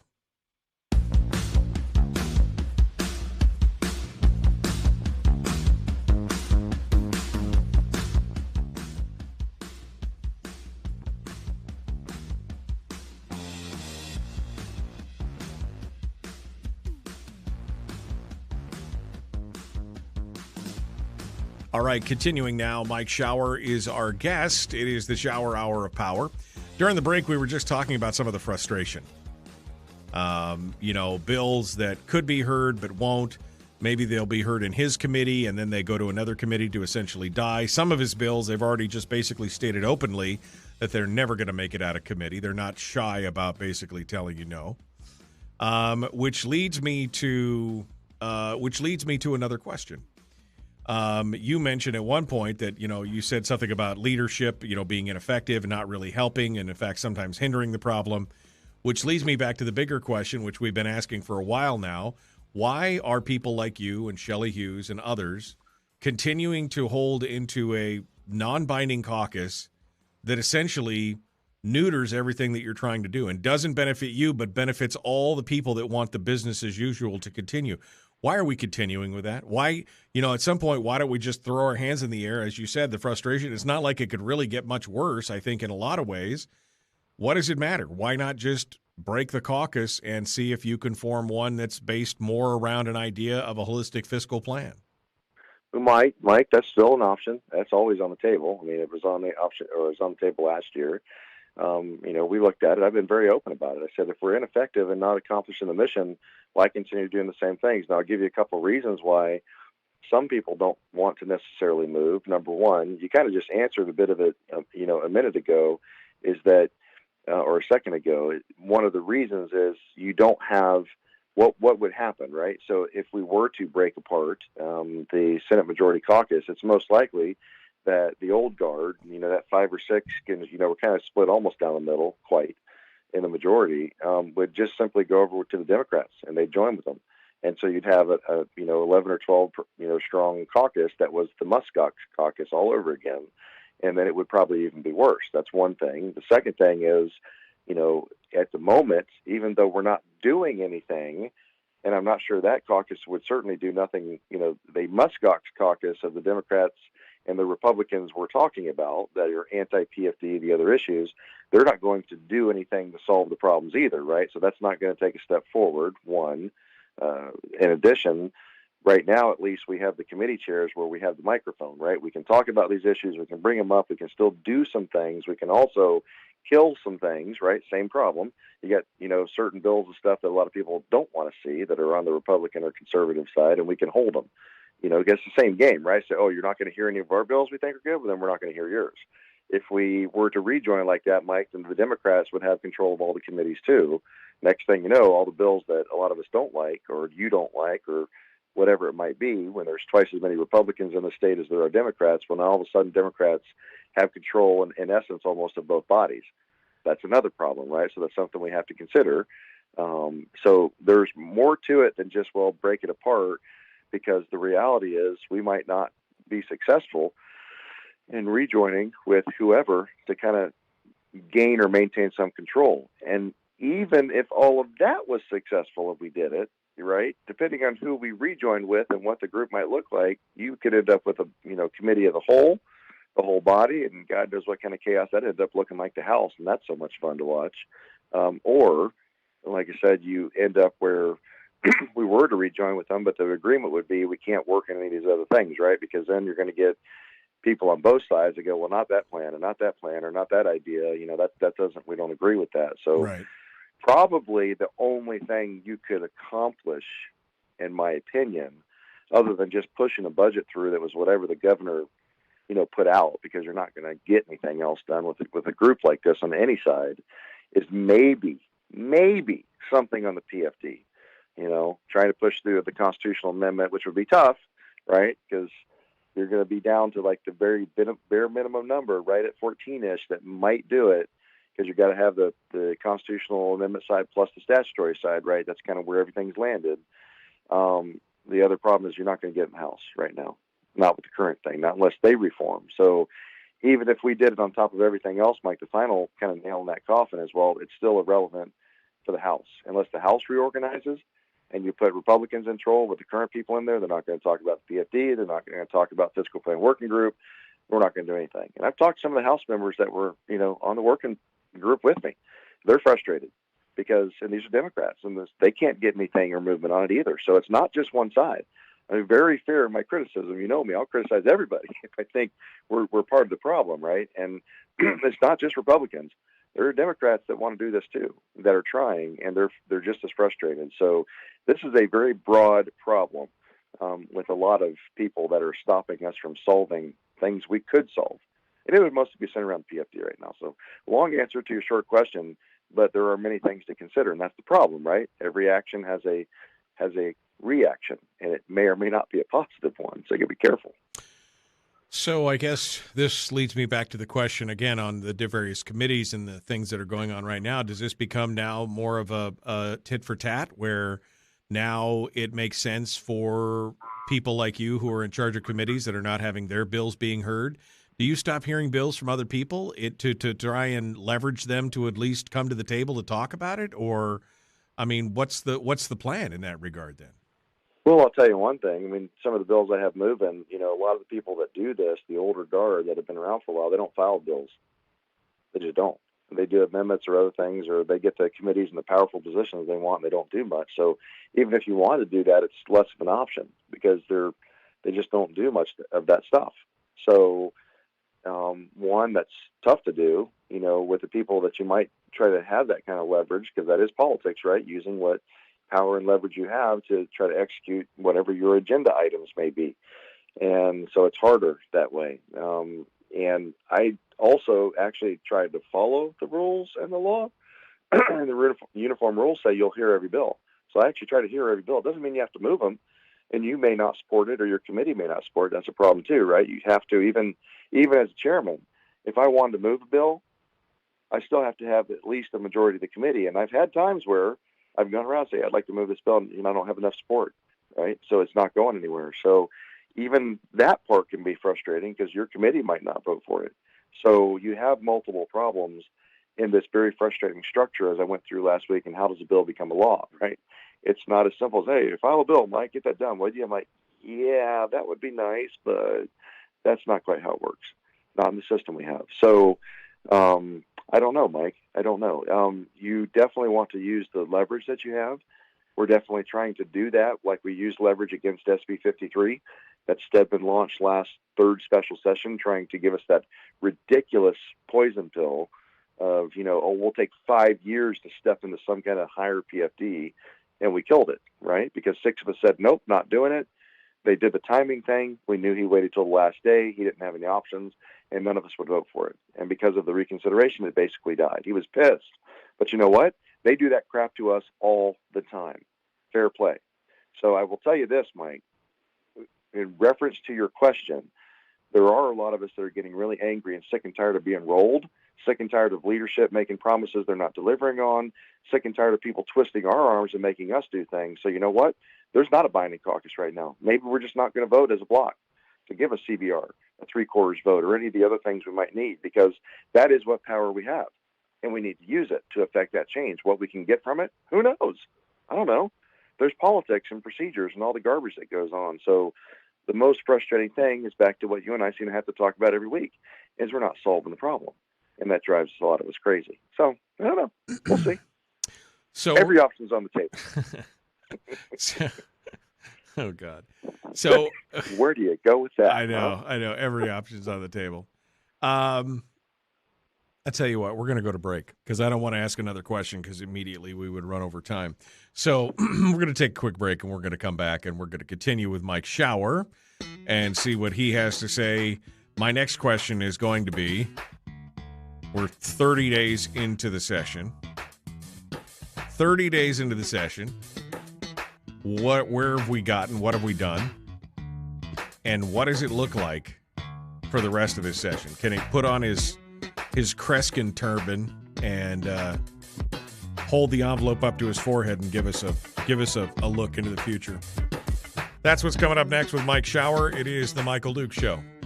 Common sense, liberty-based, free-thinking radio.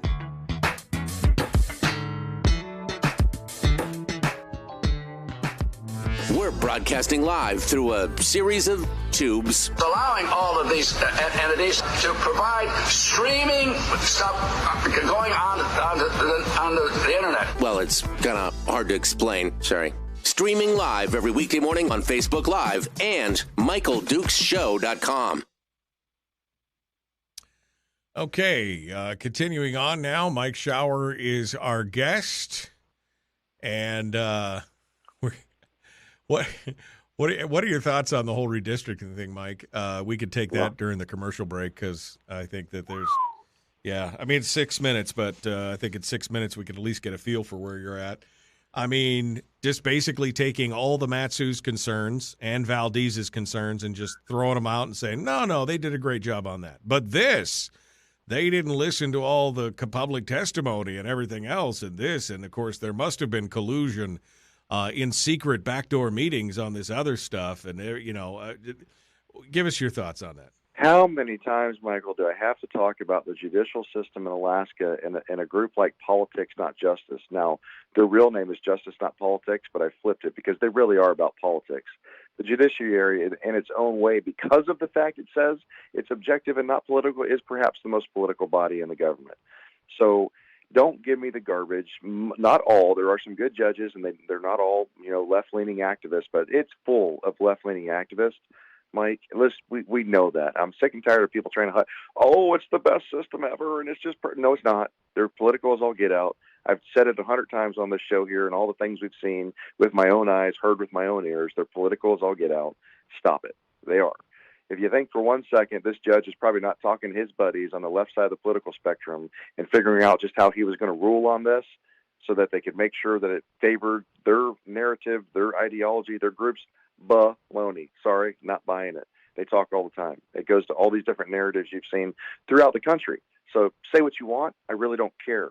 I'm telling you what I see and what I believe the reality is. So fine. But that being said, you look at it and you go, the case with the most standing based on real numbers that nobody has even disagreed with is the Matsu, because the Matsu was clearly targeted to have less impact, because 5 of the 7 districts in the entire state out of 40 that were left bigger than they should have been, right, was the Matsu, which means over time as they grow further, every vote will be distilled down. Every vote will count less. There's 6 districts in the Matsu, Mike. 5 of them were overpopulated. They drew the lines that way. There's only 2 other districts in the entire state like that, which means the Matsu is going to be discounted less. Right. Or it'll be counted less. So diluted, right. Well, yes, they did it on purpose. Valdez was clear they didn't want to be a part of it. They did it anyway. So don't tell me that this was a fair thing. And when I go back to who was picked on the board, look at how they voted. The 2 most left-leaning members, of course, voted with a judge. That's a big surprise, right? And then finally, I go back to what I told you, that bombshell that doesn't even get picked up on, that another legislator was talking to Giesel, who appointed, former Senate President Kathy Giesel, who said, I got to hear it because they didn't know I was around the corner. You may remember me telling you this one, right, where the question was directly asked, who are you going to pick, for, the redistricting board? I'm going to pick somebody to counter Mike Dunleavy's 2 picks. The woman said it. I heard it with my own ears. Mike, the whole damn thing's a setup. Yeah. And then look at it now. Now Giesel's on the Walker board for re-election. Right. And they're all tied together. And Randy Rudrick and it's like, and Randy Rudrick hates the Matsu and the conservatives. So look at how it was set up, Mike. The whole freaking thing. You talk about gerrymandering and how this played out. The whole thing's damn set up. And just to explain, just to explain to people what you mean by saying that it's bad that these districts are over large, is each district is supposed to have a set number of 20,000 people per district kind of thing. Well, if they allow them to be overly large, instead of splitting off, in what would happen is they could create where instead of the Matsu is comprised of 6 districts, it could be 7, and that would give them more representation, and that's what they want to avoid. Right, and remember, the other real problem with that, and one of the reasons, not only because 5 of the 7 districts in the whole state were in the Matsu of the 6, it's the Matsu is the one part of the state that's growing. Every place else is shrinking, and what that means, and they know that, is that over the next 10 years until the next census, while Matsu grows, you're going to cut those votes in half. In other words, you're not going to have the same amount of votes for the population because we won't do this again, Mike, for another decade. The whole thing was a setup to silence certain voices and enhance others. Don't let people lie to you. That's what's happening. The Michael Duke Show, common sense, liberty-based, free-thinking radio. We're coming up here. We've got Mike Shower. We've got about a minute and a half left in the break, and we will continue with him here in just a second. Don't forget to like and share this video. Don't forget to like and follow the show page. And, of course, tell all your friends and relatives about these shows to, get them going on and get their attention and get them to be part of the conversation. That's the important part. That's what we need to do right now. We're just about a minute out, and we're going to continue on with this here with Mike Shower, and we'll keep things rolling on here. I'm fixing a little bit of a problem on right here. That and that and that and that. Okay. All right. Look at that. I think I fixed it. maybe not. Mike Shower is going to continue with us. We're about 10, 15 seconds out right now, getting ready to rejoin. Let's do this. The Michael Duke Show.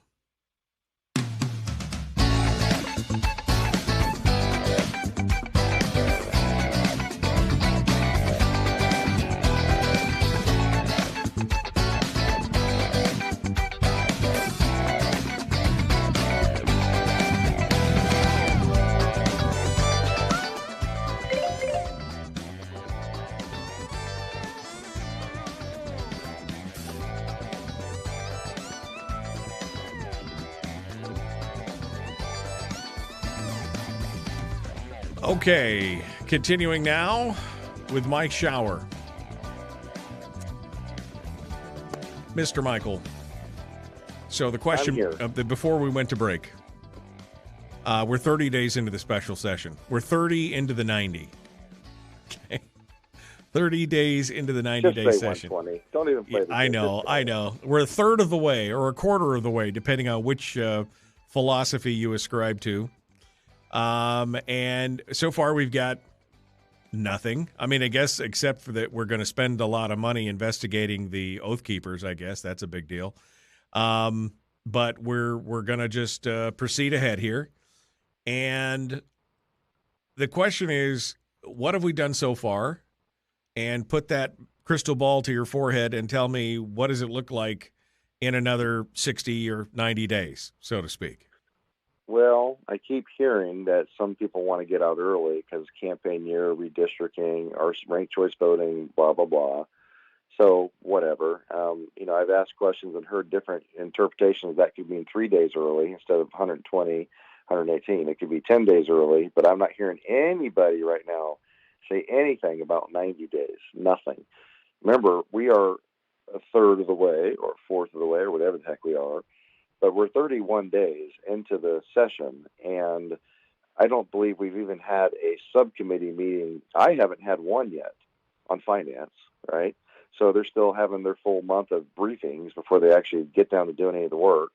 And so we haven't even had a subcommittee meeting yet. You're going to love this one. We haven't had not one, majority caucus meeting yet to talk about strategy or where we are or the fights ahead, not one.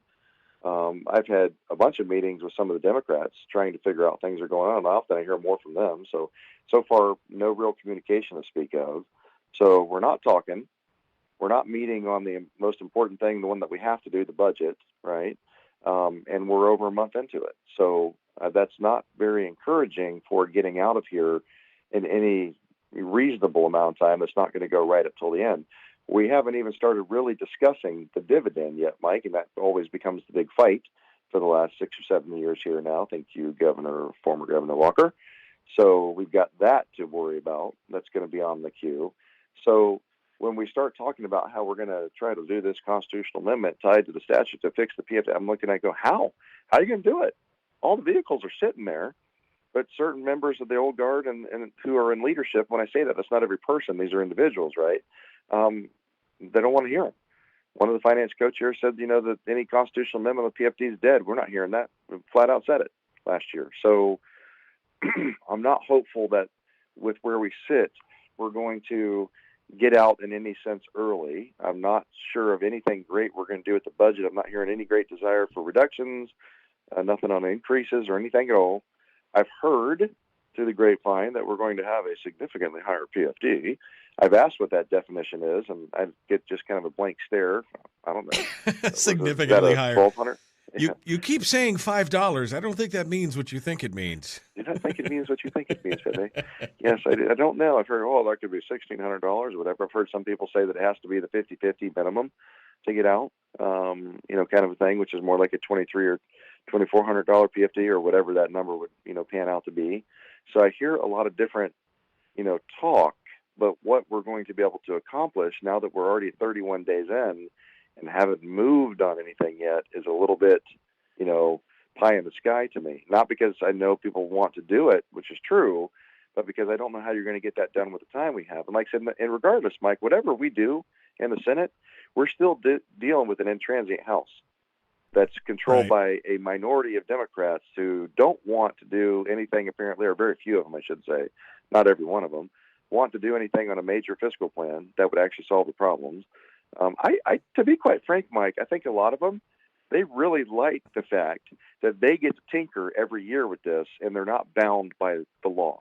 They're not bound by the Constitution. They can, we can pretty much do what we want. We can manipulate it. We can move the money around. We can change this, do that, whatever. I think a lot of them actually like that. It drives me nuts. I want it codified. I want it in law.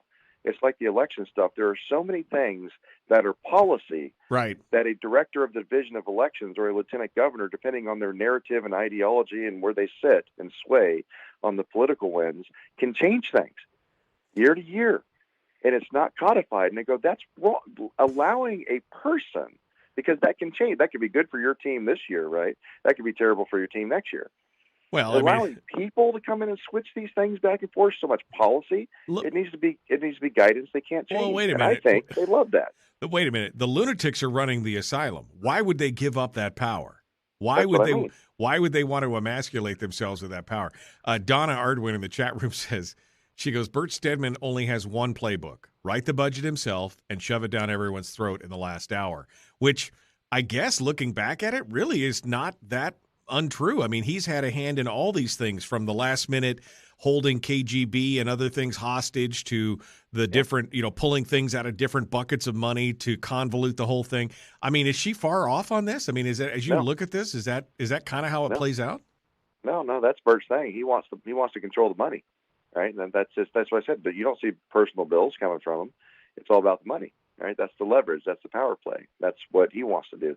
Every legislator has their thing that they're trying to do or work on, or whatever their thing is. They have it. For him, it's all about the money. Other ones have other things, right? So no, Donna's not wrong, and Donna had to fight that head on herself, right?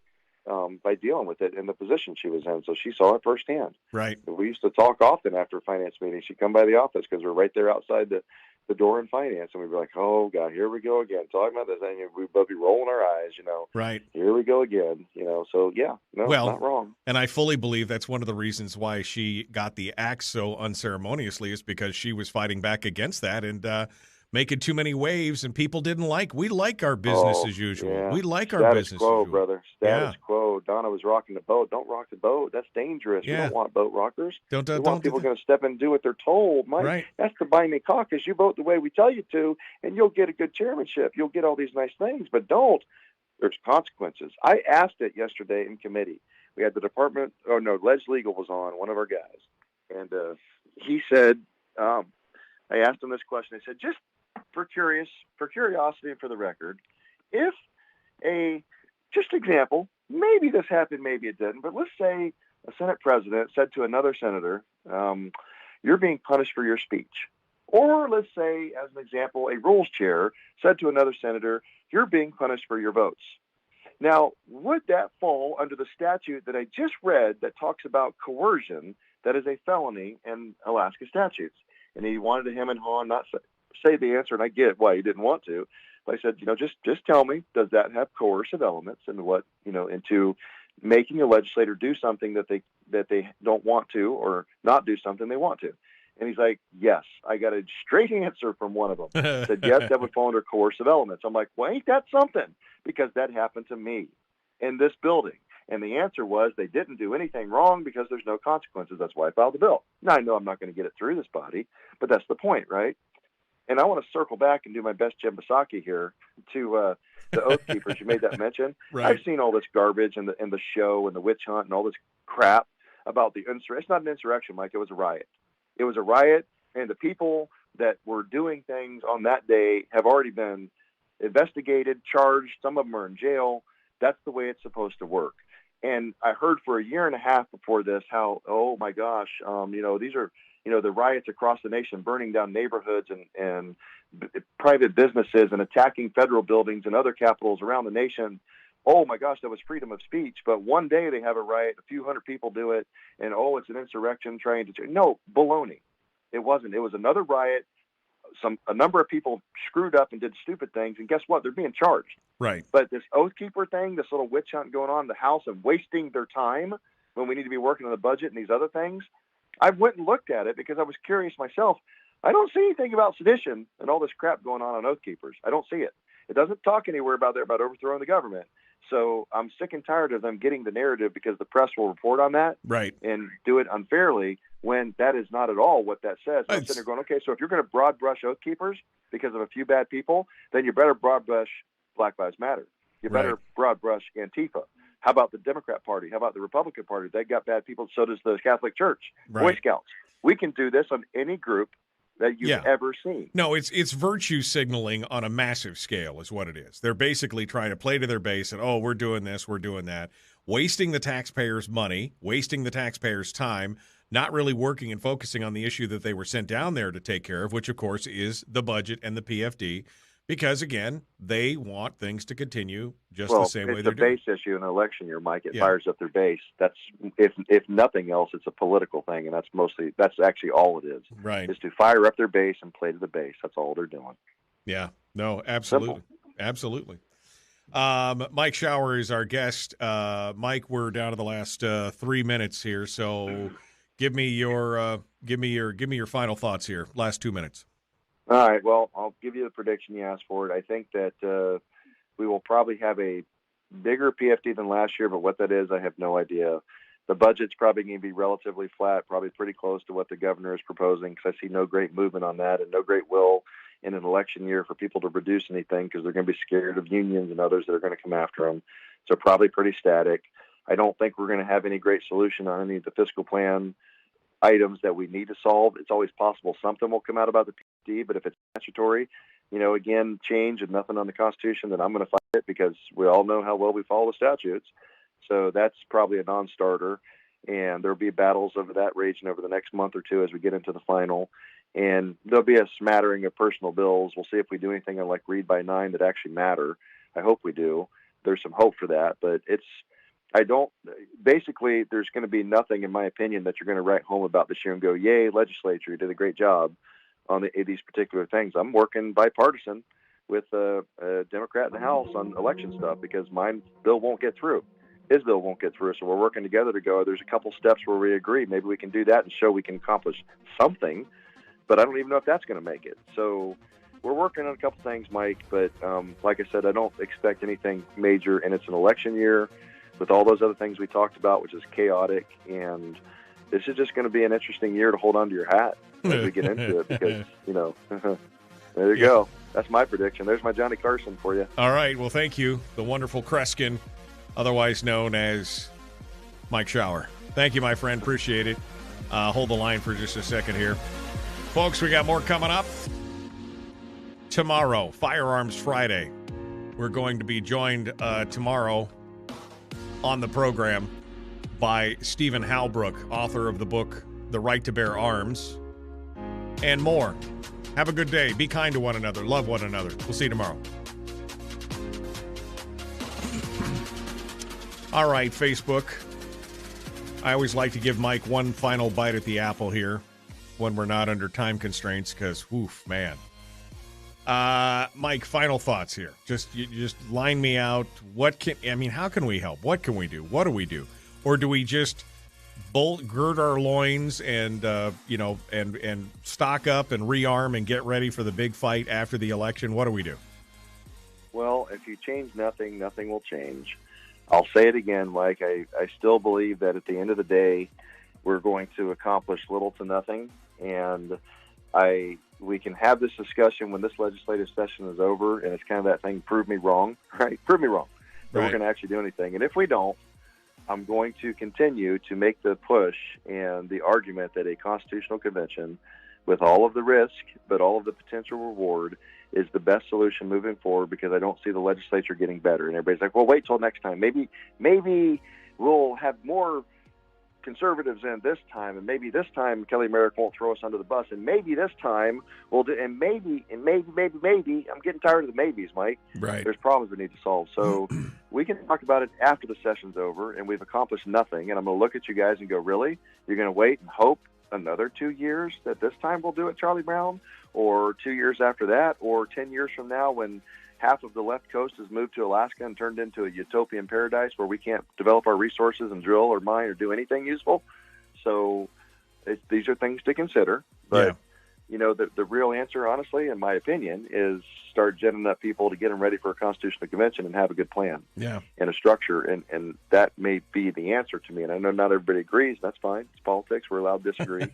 But, hey, I don't know how you're going to get this body to do it, Mike. I don't. Yeah, not exactly. Without some massive tweet in November. But then how do you know? I think it has to be. I think it has to be external forces. I think you're right.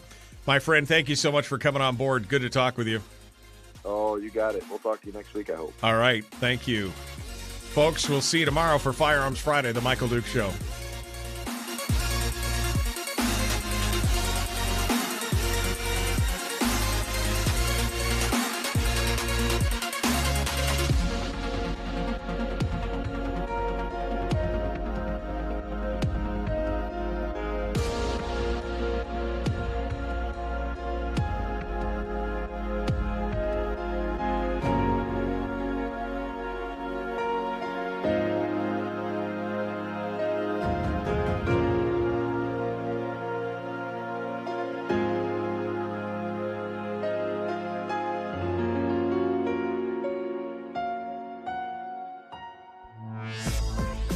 We've shed our terrestrial radio skin, and now we are slimy lizard internet people. It's the Michael Duke Show.